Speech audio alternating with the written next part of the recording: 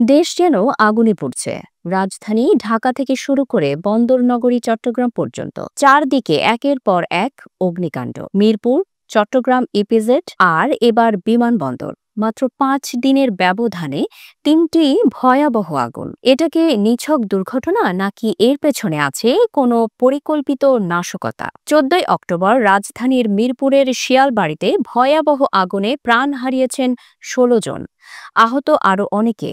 চারতলা ভবনের পোশাক কারখানা ও রাসায়নিক গুদামে লেলিহান শিখায় ছাই হয়ে যায় সবকিছু। ২৭ ঘণ্টা পর নিয়ন্ত্রণে আসে আগুন। এর ২ দিন পরই ১৬ই অক্টোবর চট্টগ্রামের ইপিজেড এলাকায় তোয়ালে ও সার্জিক্যাল গাউন তৈরির কারখানায় ভয়াবহ আগুন। ৭তলা ভবনটি জ্বলেছে টানা কয়েক ঘণ্টা। যদিও হতাহতের ঘটনা ঘটেনি, ক্ষতি হয়েছে কোটি কোটি টাকার। সবশেষ শনিবার দুপুর সোয়া ২টার দিকে আগুন লাগে ঢাকার হজরত শাহজালাল আন্তর্জাতিক বিমানবন্দরের কার্গো ভিলেজে। মুহূর্তেই ছড়িয়ে পড়ে ধোঁয়া, চলে আসে আতঙ্ক। ফায়ার সার্ভিসের ৩৭টি ইউনিট, নৌবাহিনী, বিমান বাহিনী, বিজিবি সবাই একযোগে আগুন নিয়ন্ত্রণে কাজ শুরু করে। বিকেল নাগাদ আগুন কিছুটা নিয়ন্ত্রণে আসলেও ৫ ঘণ্টা পার হয়েও পুরোপুরি নেভানো যায়নি।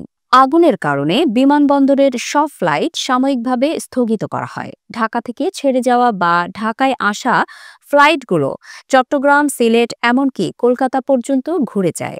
যাত্রীদের নিরাপত্তার কথা ভেবে উড়োজাহাজ ওঠানামা বন্ধ রাখে কর্তৃপক্ষ।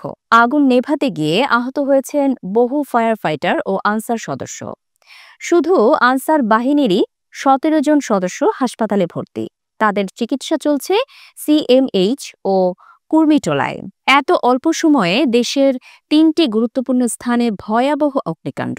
মানুষ এখন প্রশ্ন করছে, এগুলো কি কেবলই কাকতালীয় দুর্ঘটনা নাকি কোনো বড় ষড়যন্ত্রের অংশ? যে আগুনে পুড়ে যাচ্ছে মানুষের জীবন, পুড়ে যাচ্ছে স্বপ্ন, সেই আগুনের পেছনে সত্যটা জানতে চায় বাংলাদেশ।